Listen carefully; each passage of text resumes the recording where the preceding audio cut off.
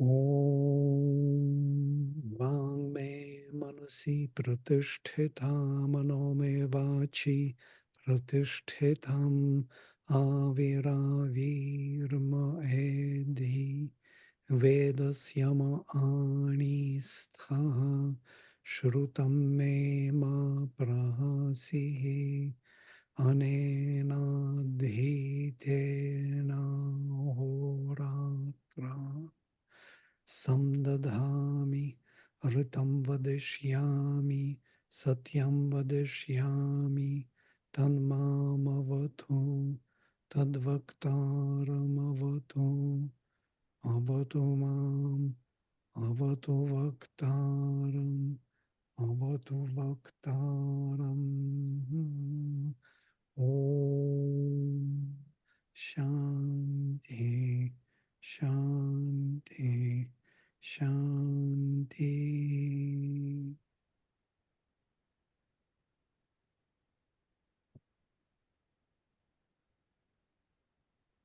So, Suryaya Vahatu Ragat Savitayam Avasrajat Aghasu Ahanyante Gavo Arjunyo Pariuhyate. The bridal pomp, this is Griffith of Surya, which Savitar started, moved along. In Magha days are oxen slain, in Arjunis they wed the bride. Interestingly, Griffith is the only one who translates it in the poetic rhythm. Did you notice this? He tries to put it into rhythmic English. So the bridal ceremony of Surya moved forward. Suryaya Vahatu. Vahatu is that bridal ceremony or marriage party. Pragat moved forward, which Savitar released from above. I'd add from above, Avasrajat. Savita Yam, whom or which Savitar Avasrajat. Cast down, literally. That's why I say released from above. Aghasu anyante gavo, in the time of Aghas. Agha is the, here you can find dangerous, sinful, name of Asura, evil, sin, impurity, and the constellation usually called Magha. Only in this place, yeah, it is interpreted as Magha constellation. You remember Radha was mentioning in New Perspectives, the marriage of Magha starts with Magha and goes into Falguni. Purva and Uttara Falguni is next. Arjun Yoh Pariyuhyate. And in the Purva and Uttara Falguni, there is marriage. Yeah? Pariyuhyate is, she is being led around the fire, most probably. Carried around. Interestingly, from here, this vivaha, yes, vivaha is marriage, but it is from root vach, to move, to flow, to blow. It is something with a current. It's like a river, but the current moves. And this is marriage. You join the current. You join the stream of time, the stream of becoming, the stream of change. I was thinking why vivaha is vivaha, why this vach is used root for marriage. I think it is something which will generate or create the becoming. And because of that, the stream is to be joined. You have to be part of this stream of time and kind of bring to it your contribution, become part of it. Makes totally sense from the deepest perspective, yes? from the spiritual perspective. Because if you are staying alone as a tapasvin, you may not join the stream of time and not contribute to the actual physical life, which is constantly changing. For that, you have to marry.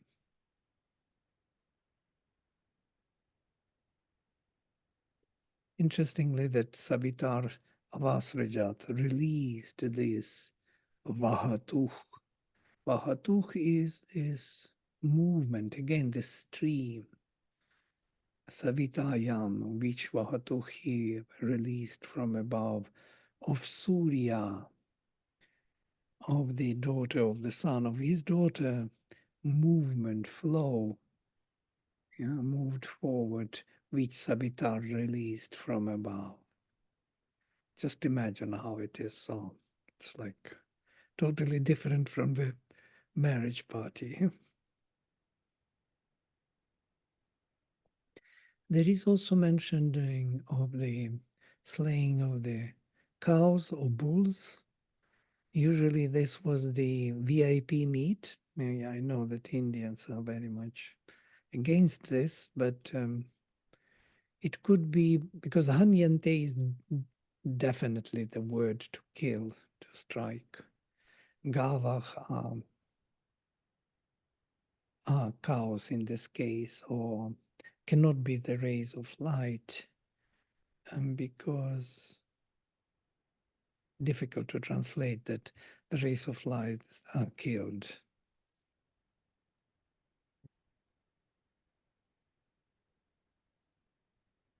Slaughtered, slain. Yeah, there is difficult with this part interpretation because we do not know what agha. Agha is interesting word, why it's sin, evil here. It is from, there are several words of this kind. Amhas is one of them, and then aghas. They are all indicating Ahi, from here, Ahi, the snake, the python, which is killed by Vritra, by Indra. Vritra is Ahi. The it is why Ahi is snake, Amhas is darkness, or this kind of sin, and Agha and Aghas is the same, from the same root, is this narrowing down, pressing out the space, making light less and less visible, so to say. It's narrowing of consciousness when it is totally disappearing. So this is Amhas, the narrowness. From here, here, this the python which coils around and pressing down out of you the life.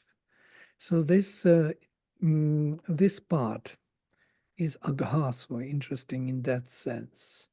So in the time of the narrowing down, maybe the rays of light are hit or disappearing, hanyante, are killed. In the times of the when the consciousness is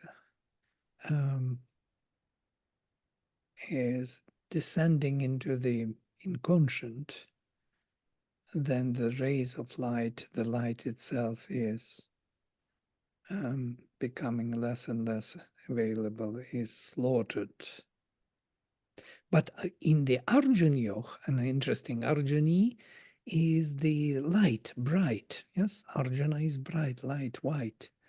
But in the 2 months or in the 2 periods of Arjuni, she is, or someone is, pariuhyate is passive voice, is being led around.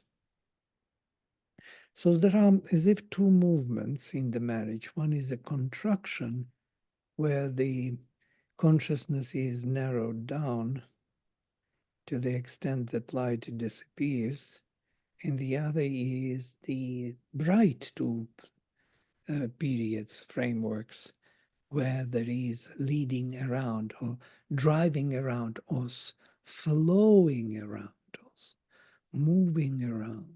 Yeah? Pariuhyate is moved around. So one is kind of centered, another is moving around. I do not know what it could mean in the occult sense, but I'm just translating the language. And you think.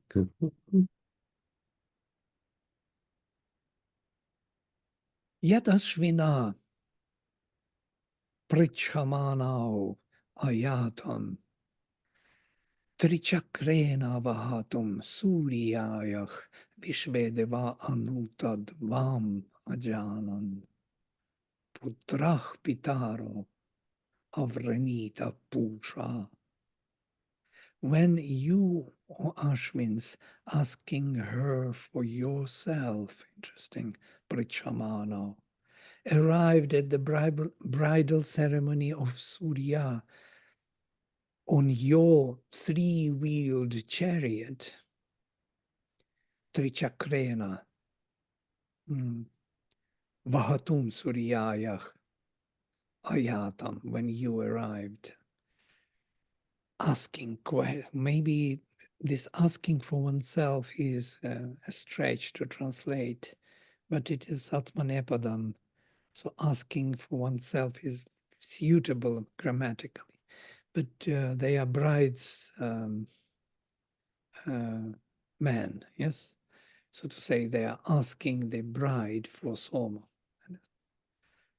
Vishvedeva Anuta Dvam Ajanan. The universal gods sanctioned that for you. And Pushan, the Lord of the Sun, in the matter, in the material form, chose you as son chooses his parents. Putrach Pitaro Avrinita Pusha.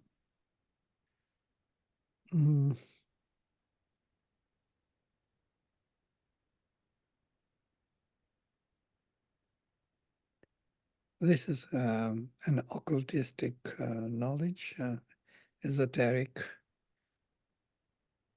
Pushan is considered to be the lord of the sun, but in the, Sri Aurobindo says, in material form he grows. He grows like from within. Pusha, from push to increase, yeah, to become full from within. From here, pushti. Yeah. So it is the sun, but in the material form. Interestingly, he is also associated with Shudra Varna. He is the Lord of the Sun, but Shudra. Shudra because he is the lowest, or reaching into the deepest material form, and from the material form reveals the Sun. So Putra, in this case, the son, chooses his parents and that is Pushan.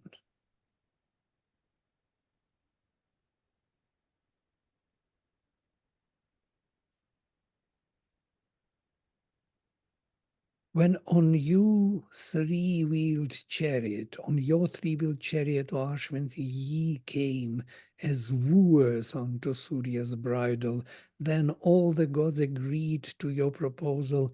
Pushan as son elected you as fathers.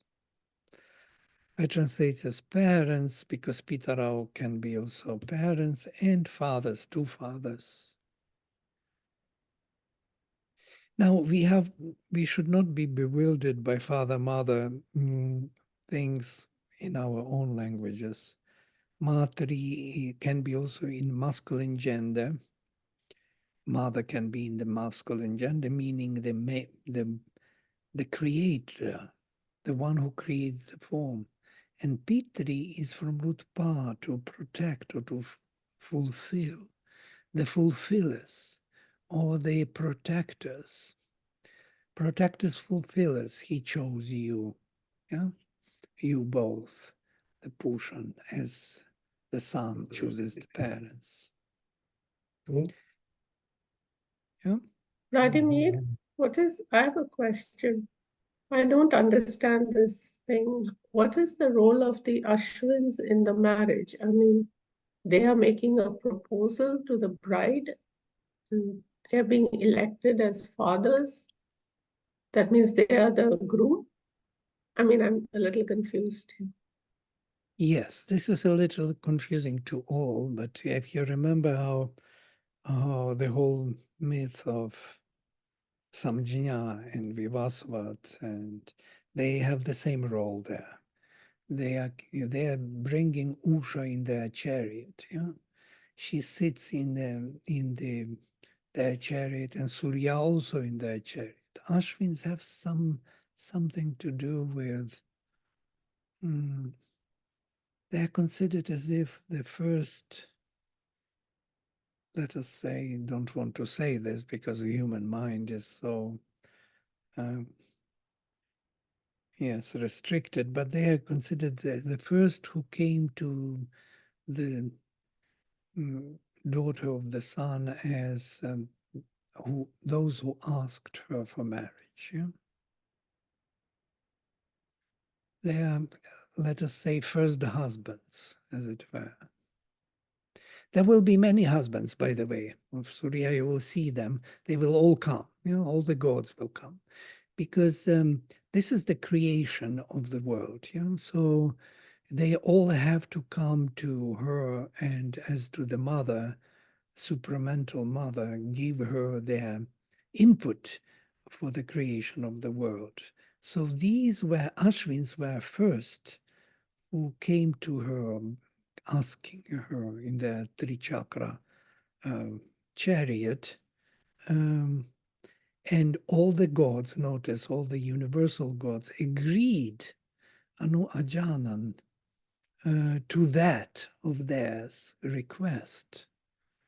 And Pushan chose them as the son chooses the fathers.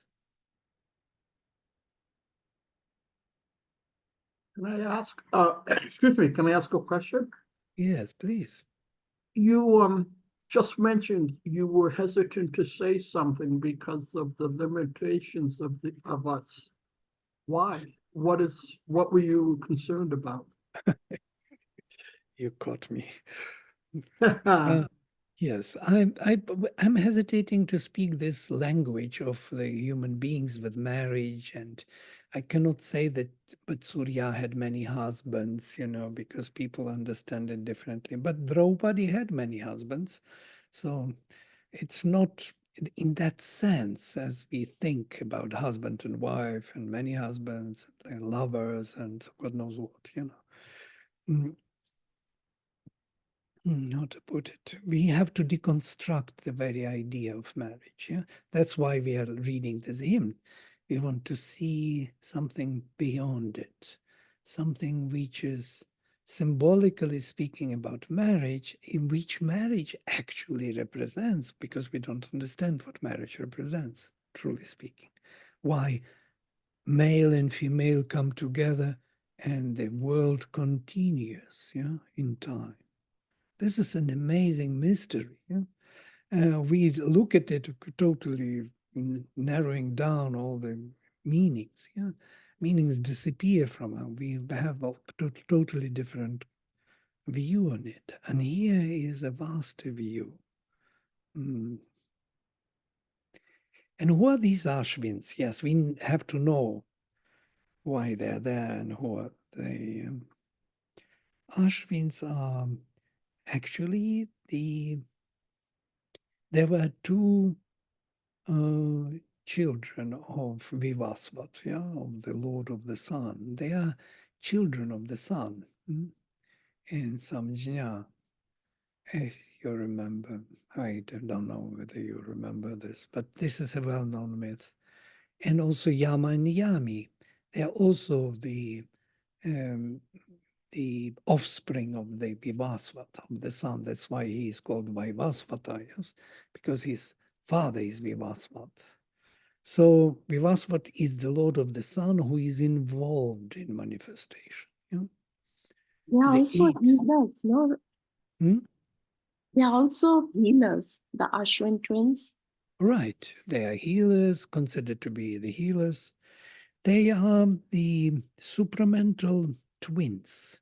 let us say this way, because they are the children of the sun, supramental twins which, how to say, ride the horse of life. And notice that Ashwins in Mahabharata are Nakula and Sahadeva. And there it's quite interesting because both of them, one is of knowledge, another is of power. Nakula is very knowledgeable and Sahadeva is very mighty, powerful. Sahadeva. Yeah, Saha is the power. So they are both representing knowledge and power on the level of life. Life consists of two elements. Yeah? Knowledge is above, power is below, and there is a split and mismatch. And that split is antariksha, which separated the upper hemisphere with lower. You remember in the world stare, in the book, second book, Sri Aurobindo rises, and it's quite interesting. He moves up, up, up, and then there is gap, yeah, the descent into the night, the mother of evil and the sons of darkness, the deepest dive, and then there is on the other shore, we have the paradise of life gods. So we have, life is kind of split in between the lower part of life and the higher part of life, and that what generates and makes life powerful.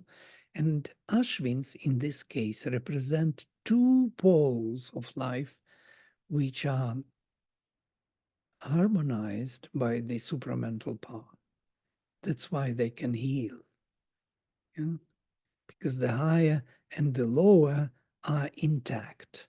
They are harmonized. And the healing is possible. Well,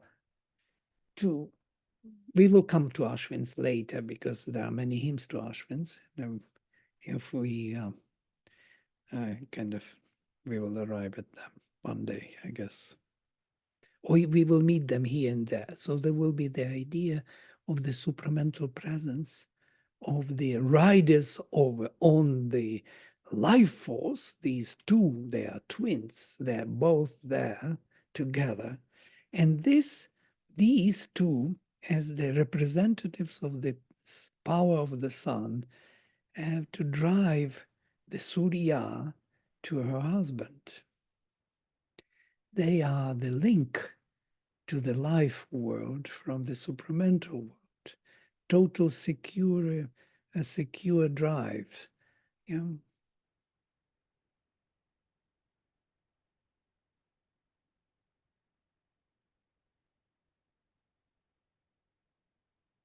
Well, there can be, I think more can be said, but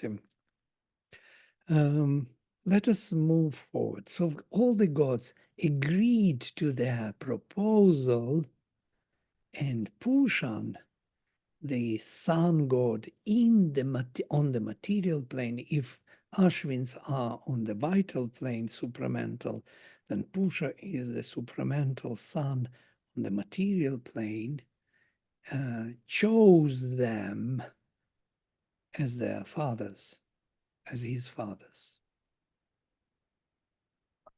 Vladimir, the Vahatum, is it accusative infinitive? Right.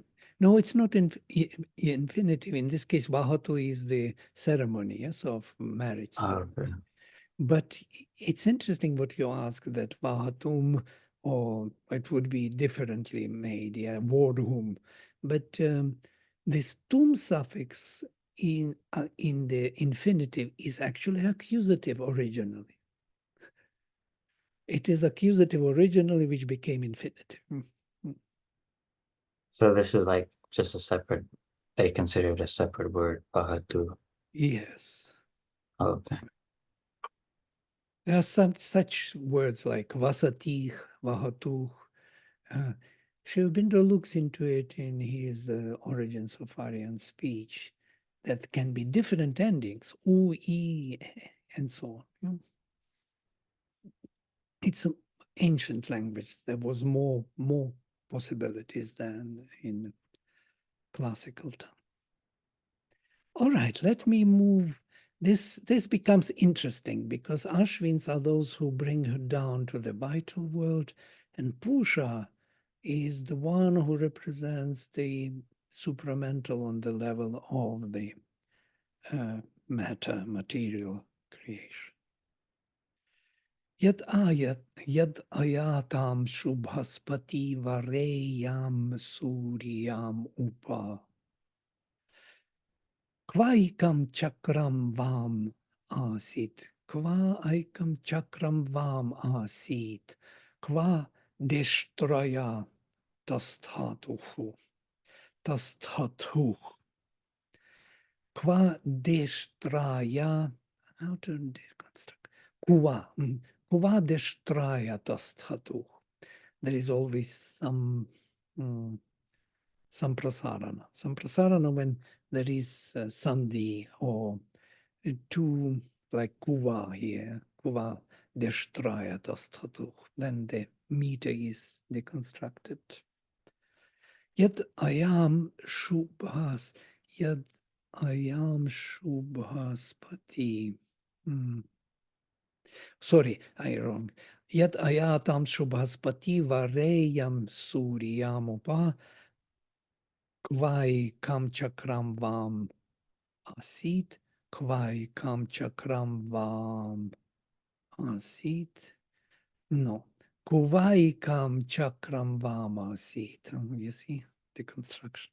Kuvai kam chakram vam asit, kva kuva deshtraya tasthatuh. Interesting sounding language, yes, when sandhis are not total yet. It is still there in the making. When you have come, O Lord of bliss, O Lords of bliss, two of them, yeah, Shubhaspati, as bridesmen approaching this Surya, Vara iyam Suryam Upa, approaching Upa, literally closer. Where was one of your wheels? Kva ekam chakram vam asit. Where did you stay to command the ceremony? Kva deshtraya, deshtraya here is to command, dative case.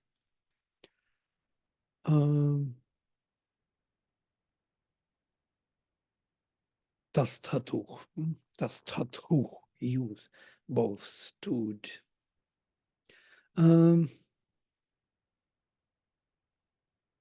Where did you stay to command or to point out where everything has to go? So interestingly, this that they have some role to play, yeah, the Lords of Bliss. The Lords of Bliss here are Ashwins, yeah? Two of them. They are Vara. Interestingly, that they are named here as Vara because Vara is actually a husband, the future husband, or the bridegroom. So you two bridegrooms, yeah? So when you approach Surya, the blissful lords, where was your one wheel? They have three wheels, and one wheel, where was it? Where did you stay to point or to command or to direct, let us say, the ceremony? Also very occult thing. We have no idea what are these wheels. Three wheels and one wheel is hidden and two wheels are not. We will read about them more in the next. Dvete chakre suriye. Duvete chakre suriye brahmana ritutha viduh. Athaikam chakram yad guha tad adhataya id viduh. Two of your wheels of Surya. Why some suddenly Surya?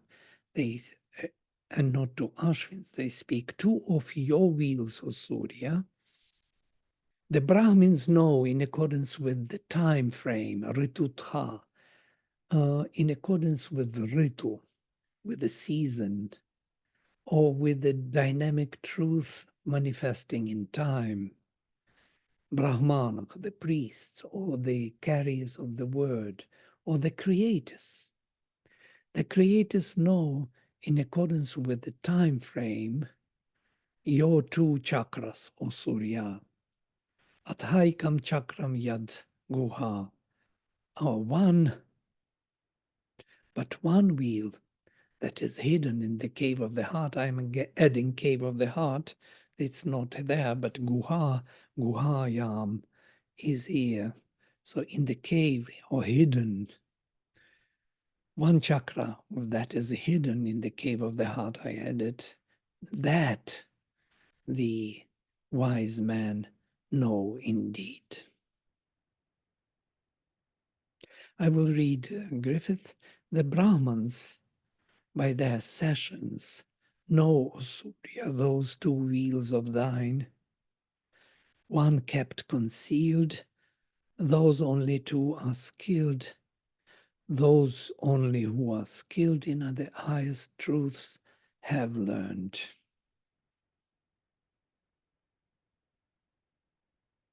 So, what is that third chakra? Most probably it is hidden either behind a veil or it is some transcendental chakra. Maybe these chakras are altogether chakras of the sun. Sri Aurobindo speaks that there are 7 discs of the sun. Somewhere in his description of the sun, he says that Vivasvat actually took possession of our sun to assist the evolution on Earth. And there are 7 discs of the sun. There is a deity behind the sun. And we know these 7, yes? These are 7 sons of Aditi. Varuna, Mitra, Aryaman, Bhaga, Daksha, Amsha, and Surya. These are the 7 godheads behind it, which sun represents. What we see is the form of the sun, but behind him and the sun, there are suns upon suns, discs upon discs, or different qualities, or different faculties of the sun, of the Divine Mother.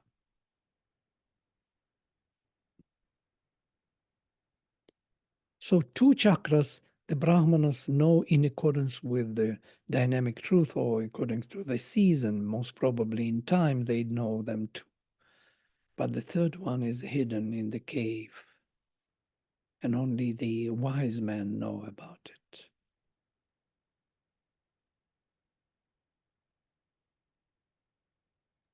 So why is it due to seasons? Well, what do you think?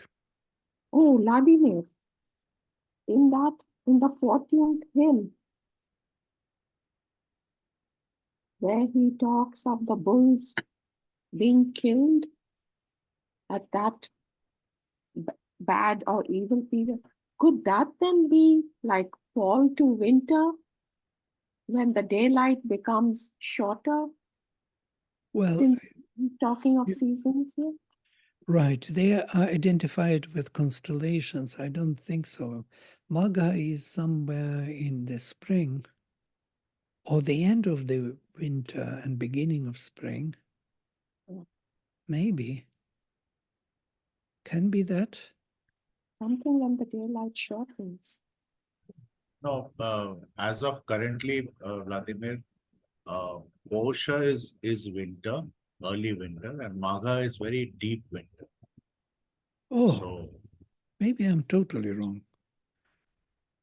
Truly speaking, yes. and a lot of marriages do happen in these 2 months, actually, Oh, then I'm totally as far as I mistaken. know. Yeah, I'm mistaken totally. Yes, I thought that. I remember these words in the Bengali Panjika. Yes, that's right. right? That's why I said that. I think Angela must know better, Magha, where it belongs. Yeah? Yeah, Magha is the Regulus, the star, and which is kind of near Leo. So when the full moon is near Leo, then the sun is in Capricorn. So then at this point of time, that that would have been, yeah, the winter solstice. It will be around December. I think. Yeah, winter solstice. Well, that makes totally sense then. Then the Yeah. bulls are killed. That means the light is the diminished to the lowest degree. Yes, absolutely. That's what I was thinking, because then the light has to be very short. Right. Then it can be symbolically read, and not only killing the bulls, because truly speaking, the animals are also killed in winter. You know? Because the meat has to be preserved in the cold season. So once it is all done, and then it is the whole year is there till next winter. It's even nowadays the same way in the villages, yeah, Yeah. all over the world, not only in India.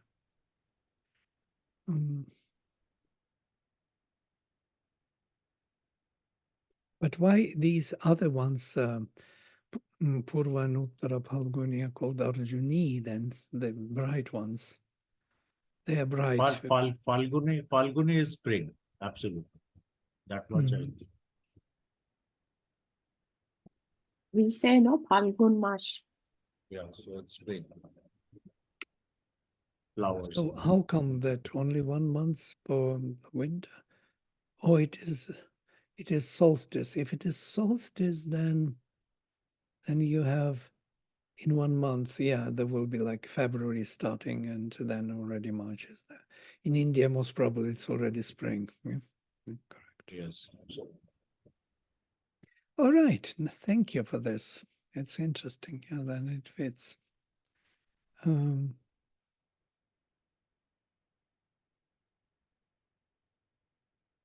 So the chakras, the 3 chakras, or Surya, the Brahmins know Ritudha, according to the Ritu. If these 3 chakras are the 3 months, the one is hidden in the cave, and the 2 are known. I do not know, truly speaking. Don't want to too much kind of speculate. I would rather stick with the text. In the nakshatra list, like the 2 Falgunis that come after the Magha. So there's Magha, and then there's Purva Falguni, and then Uttara Falguni. So Yeah. they just come immediately afterwards. So it is after 28 days or something, up to the month, yes, basically. It comes. It's on a monthly Well, basis. I mean, it's like at the start, there's Regulus, and then Purva Falguni, and then Oh, yeah. Uttara Falguni. So, yeah. They would just be the immediately, I mean, just immediate Next to succession. it. So, Right. Well, there are interesting words here also. Adhati, which is used only in this hymn, nowhere else. We just translate it as sage in the dictionary, but I don't think even. I was thinking why Adha is in this way, manifestly, certainly, truly. So Adhati could be the one who knows it for certain, or in this time, in this moment of time, in this way as it is. As it is a good way. Could be that this is the word.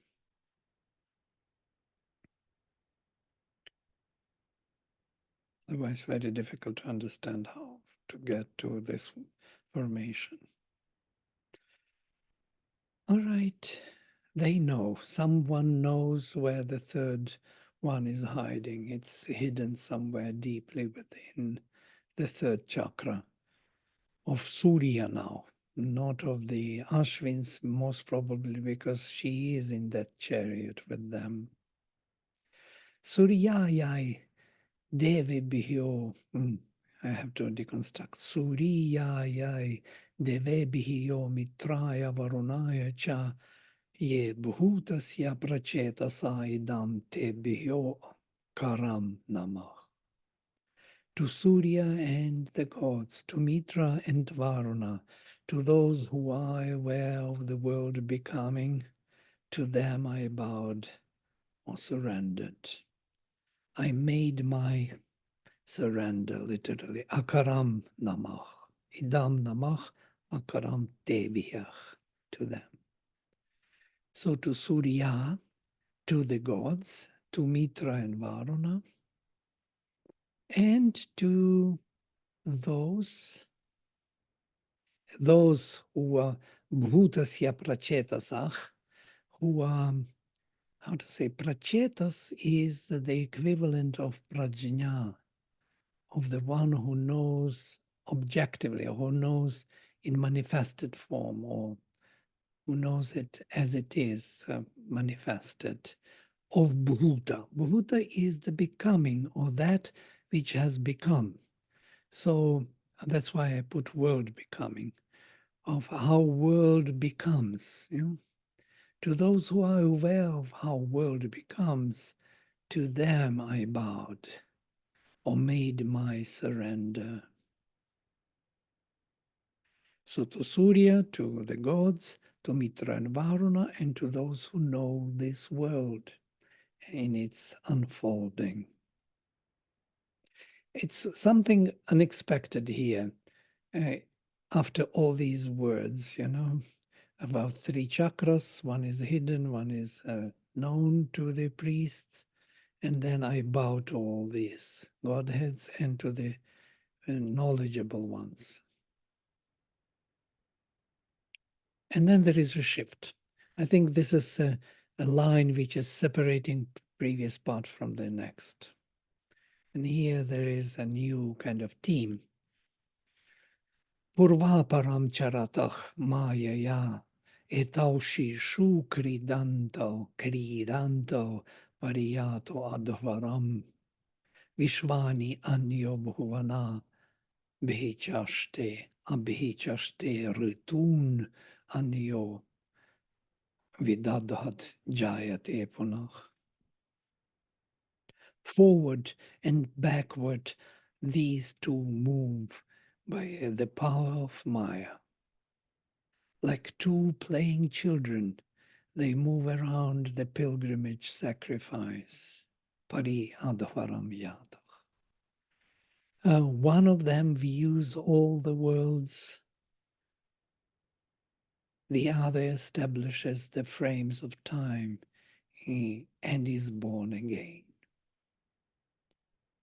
Purva param, purva and apara, yes? So to say, backward and forward, back and forth. Charatach, they both move. Maya, by the Maya. Etau shishu, these two kids, even babies, kridanto, playing. Pariyatach, advaram, go around this moving pilgrim sacrifice. They go and round this moving forward sacrifice. Vishvani Anyobhuvanani Abhichaste, and all these worlds, one is overviewing, one of them.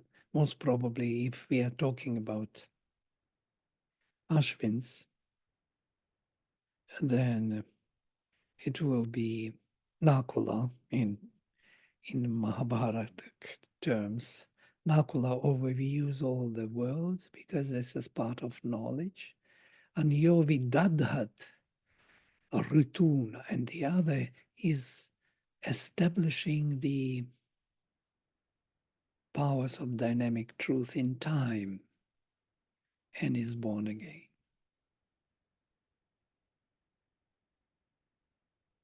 Or here is even more interesting. If Ashwins are those, one part is unborn self of ourself, and the other part is inborn self, you know, in time and space. And that's why another one is establishing the ritus, the seasons, and is born again. Whereas the first one, as the Jivatma, looks at the worlds from above, observes all of them, and the other one is establishing the seasons, the dynamic truth in time, and is born again. Very possibly that this is the kind of extension of the understanding of Ashwins.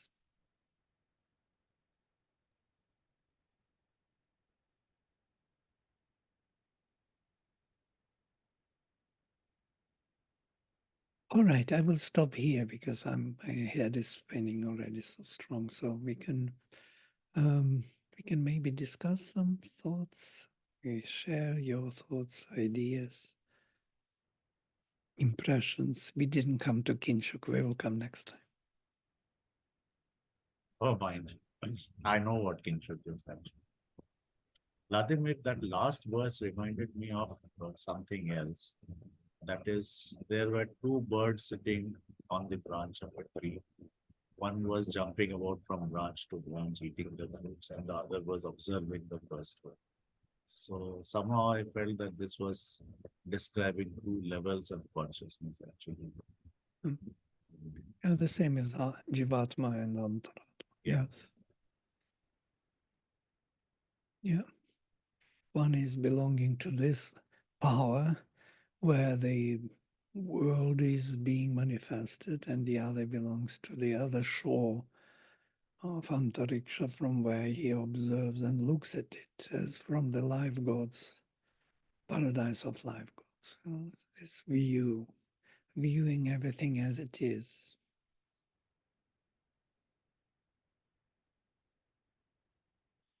Of course, we are dealing with spiritual knowledge, and these are the symbolic expressions we have to understand. Yes, they have to kind of point us in the right direction of our searching spirit, and then we feel them, some shift or some presence. And that's if we go deeper and deeper, we will find more and more this supporting presence. We are still on the surface. So this marriage is really a very, very interesting from the esoteric point of view process. In Puranas, they will call the Ananda Loka as Janar Loka, the Loka of generation, of birth. The souls are born and come down into this physical form. If you just think for a second of what it means, it is Anandamaya Purusha, yes, who is descending into this form. And this process is, of course, it is managed by nature and so on, but nature is just doing the same what the spirit is intending, you know, has behind her actions.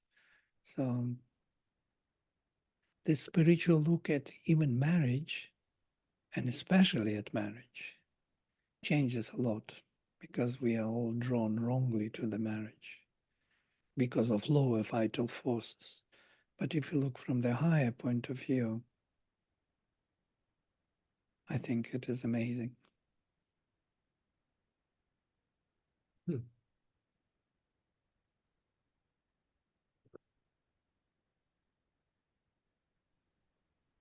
Vladimir, Yeah, sorry.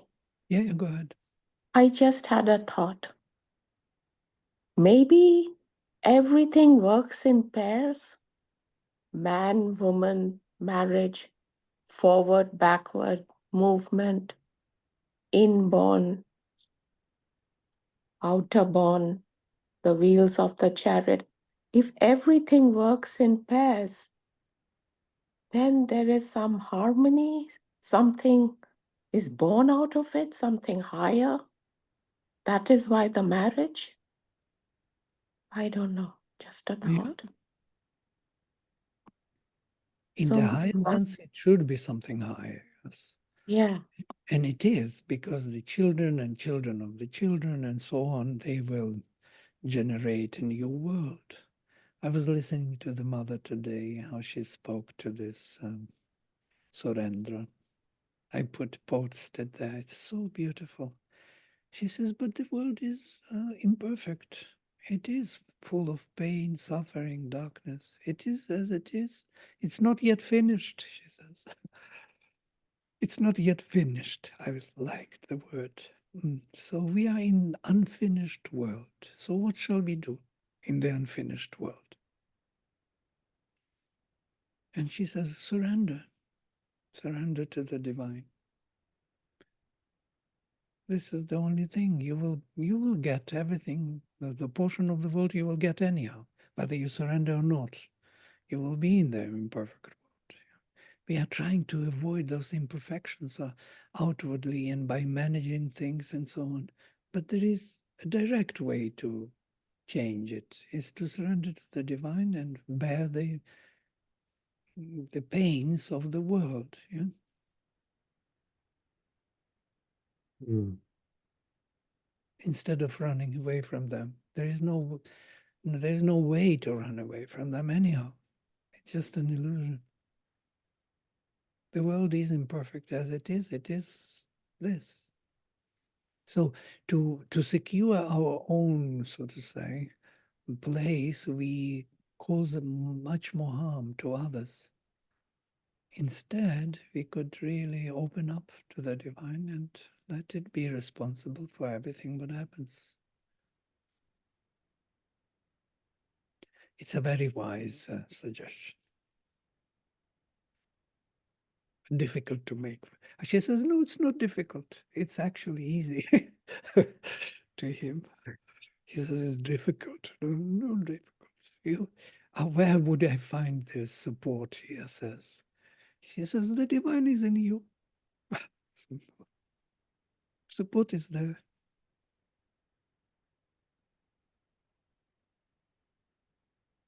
So from this point of view, of course, marriage is altogether miraculous.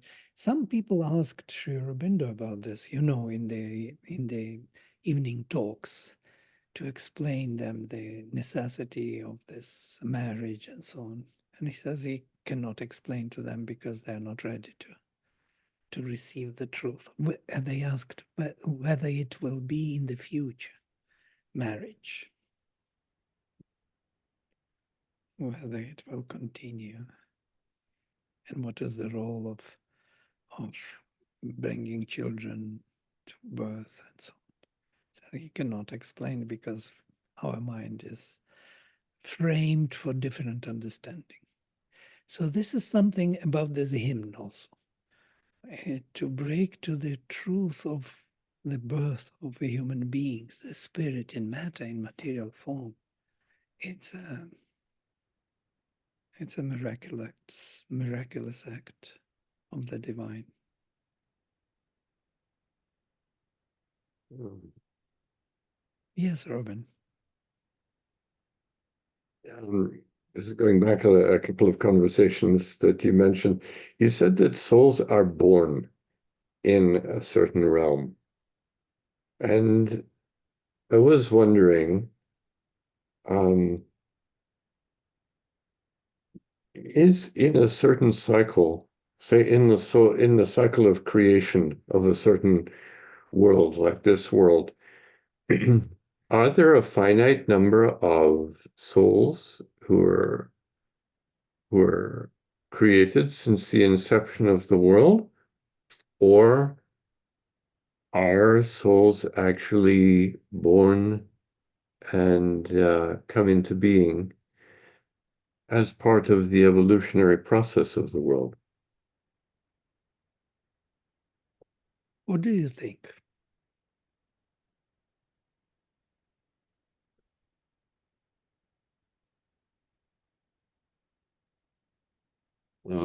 If in the evolution of consciousness, if we could just look at it as consciousness, we go from the very elemental, as I understand it, we go from the very elemental rudimentary consciousness of mineral to plant to animal, and then we become human and then proceed to divine. And in that process of the evolution of consciousness, a human being has derived from previous evolution. That would indicate that there aren't a certain set number of souls in the beginning of creation, that actually there's a process of, through creation, human beings come into being. And then it could be an infinite number. Of course, it would be like people coming into a class and into 12th grade, and then they graduate from 12th grade. So there would be a changeover of souls in the human world continually, as souls come in and they leave. But I also think that we existed in the very beginning of time as souls. Part of the divine, as part of the divine, yes. We have a memory of the divine because we have the divine origin, and somehow we know what is true, whether it is there or not. Yes, somehow we feel it and intuit. We have a recollection of what it was like in the very beginning. And it's like we have a mission. Each of us was set out with a mission. Yeah. Yeah. And the mission is to what? What is the mission? That's a very profound question. And I wonder if we all have the same feeling, or if we each have an individual feeling. Yeah. What do you think? Somebody thinks, what is our mission here? What are we doing here altogether? It's like, oh.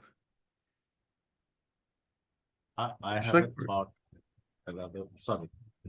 Go ahead. I have a thought, a very unusual one. There's a short story by Isaac Asimov called Does a Bee Care? In which a kind of extraterrestrial being comes and all he cares about is to build a cocoon and become a honeybee and go back to his home. And while doing so, he transforms the world. It's an interesting story. So I think we are basically trying to get back home, and in the process, we are changing the world. That's the mission. Very nice. So the world is not something objectively, I also think similar, objectively existing in which we are here, to have troubles and so on, and growth.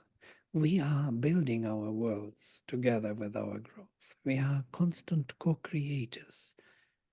This world which is today was never before, because of us here, and because of other souls, and because of the psychic being of Earth, which actually is our true mother, gave us psychic presence first, which that spark, which became finally, grew into the psychic being. And the growing of the psychic being is a process, long process over time. So with the help of the powers from above, the gods, with the resistance from below, all that matters. Yeah? And so all that works. Two mothers of Agni, of dawn and night, are feeding the flame, and flame is growing. It is that flame, that true being in us, which has to grow and come to the front. The mission can be simply explained as Kirit Joshi once explained to Aurovillians when he was coming to us and was reading his lectures of Life Divine in the last school. And he said, can you imagine that we all signed a contract with the divine that we will, I most probably had spoke about this because it's a funny story, that we all come down to earth and we will build for the divine a home where the divine can be fully in full kind of life and consciousness and bliss. But yeah, so we had to plunge into the darkness and start building this for the divine. But in the contract, as it happens, he says, with small letters there below was written a condition, which we didn't read. The moment we plunge into the darkness, we will forget about our mission. We will have it within ourselves, but we will not remember it in the mind. So here we are. We forgot about the contract and we are still looking for the divine embodiment. And until it is done, we will never be satisfied. We will never stop moving.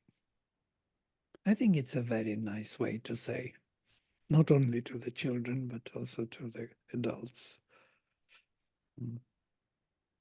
So we don't remember our mission, but we feel it. We are dissatisfied. We do not know why we are dissatisfied, because there is something in us which wants to fulfill it. Yeah, That makes sense. yeah, Yeah. For I agree Robin's. with that. I agree with that. I think that's very appropriate because it's not something that we understand with our mind, but we can reflect on what we feel.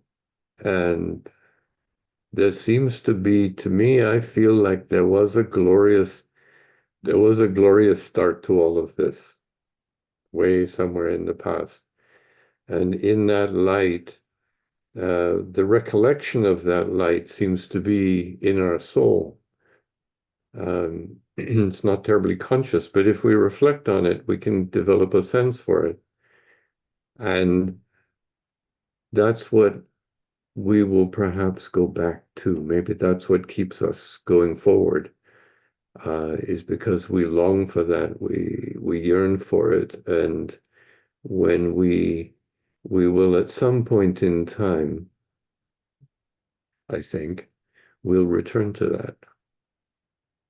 Yeah. Return or arrive at it. I think arrive rather. Great. Thank you for sharing your thoughts. It was lovely. I will close with a mantra.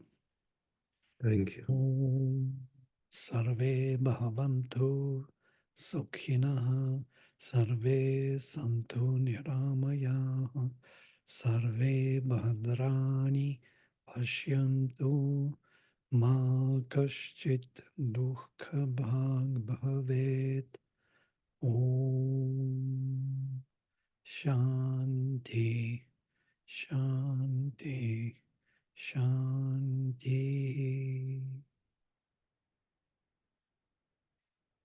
Hadi Om.